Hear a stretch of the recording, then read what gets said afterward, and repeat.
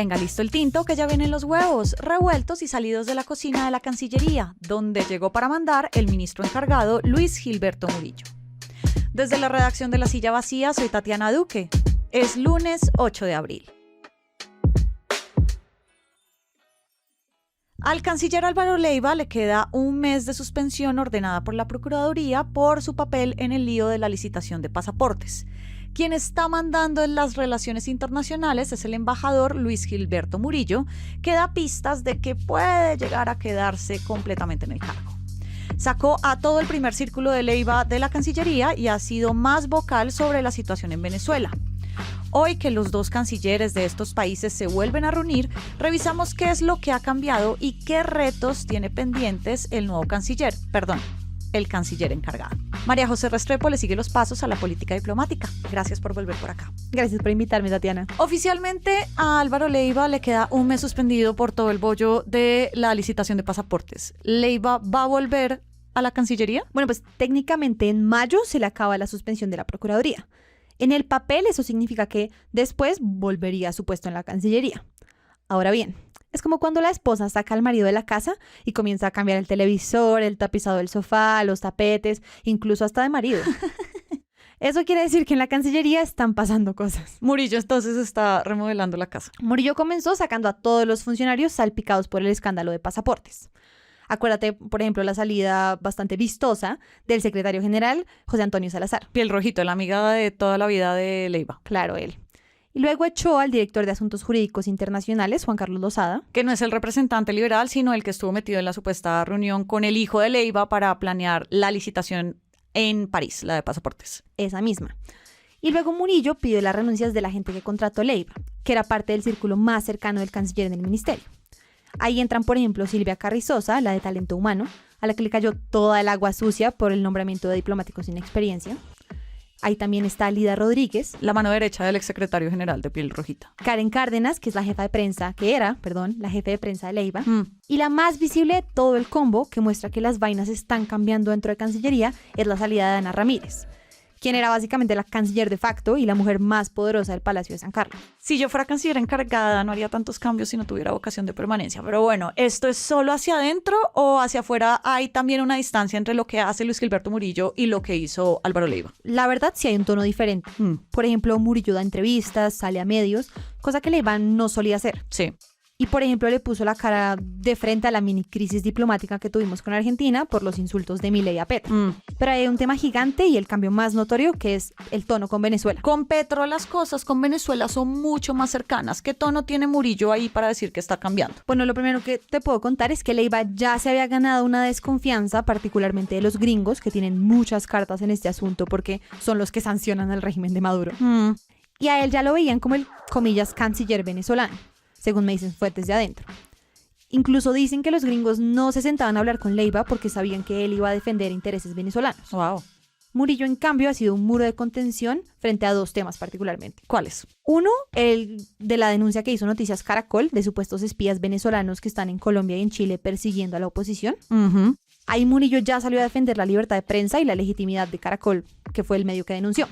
Esa es la primera vez que la Cancillería colombiana en este gobierno se le paró a Venezuela en algo. Y justo en la reunión de hoy en Cúcuta con el canciller de Venezuela van a hablar de ese tema.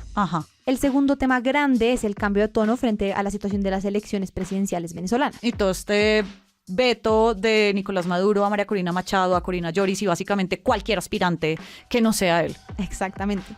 Murillo dijo que le preocupaba el tema y lo más increíble fue que Petro ya tildó de antidemocrático el golpe y vinieron varias críticas de Maduro y su canciller a Colombia. Claro, y esto es solo, María José me pregunta, un cambio estético de titulares, de tono, porque en Colombia lo que pasa en las elecciones de Venezuela nos va a impactar de inmediato. Pues no ha habido pronunciamiento real frente a las muchas irregularidades para el registro de los venezolanos que viven en Colombia para votar, por ejemplo. Te cuento. En todo el mundo, los consulados de Venezuela están exigiendo pasaportes y cédulas, en algunos casos vigentes, que pues no tienen porque se los quitaron al salir por tierra de su país, por ejemplo. También les piden visas permanentes del país en donde estén radicados. O sea, no vale tu visa de estudiante, ni la de negocios, ni la de turista. Y si tienes la visa, tiene que estar vigente por lo menos un año antes de la fecha del registro. Imposible. Imposible.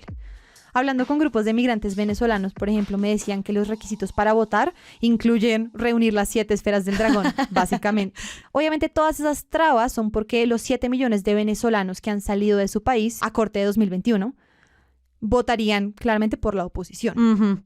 Además de la falta de pronunciamiento, el tema le pega a Colombia directamente porque la política migratoria se ha endurecido y nos hemos montado en varias narrativas del chavismo. Por ejemplo, que la gente está regresando a su país, que la migración no es masiva y hemos incluso patrocinado retornos voluntarios. A Colombia ya llegaron 3 millones de venezolanos y este es un dato que puede estar viejo porque migración no ha cambiado esas cifras de 2022.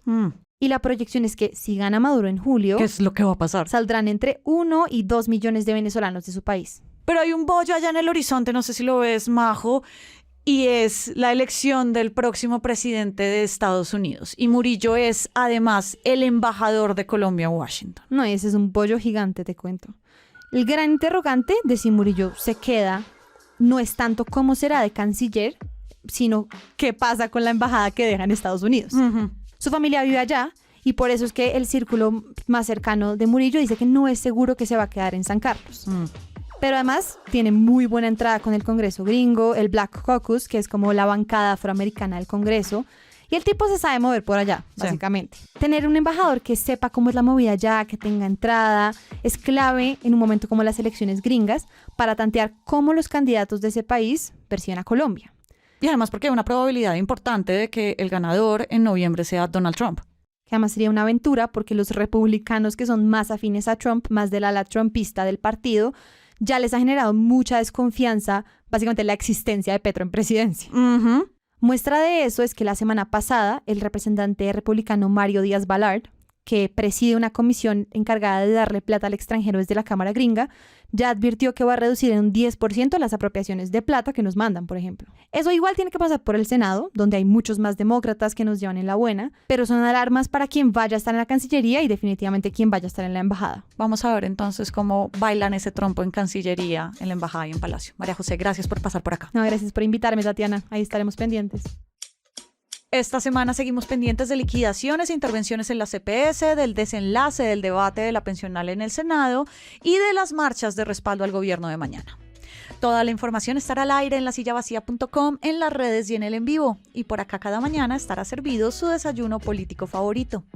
Con la producción de Fernando Cruz y de Juanita Escobar, yo soy Tatiana Duque. Nos escuchamos mañana.